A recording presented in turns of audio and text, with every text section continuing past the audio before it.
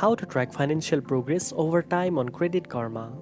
First of all, open your browser and go to the official Credit Karma website. Log in using your registered email and password. Once you are on the main dashboard, scroll down to find Credit Score Overview.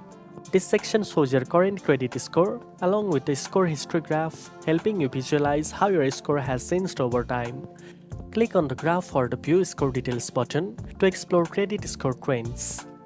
You can see a timeline of credit score updates from both TransUnion and Equifax. These trends help you understand the impact of your financial actions, like paying off debt or opening new accounts on your score. Next, go to the Account section to view open credit cards, loans, and other financial products. Here you will see balances, credit limits, and payment history.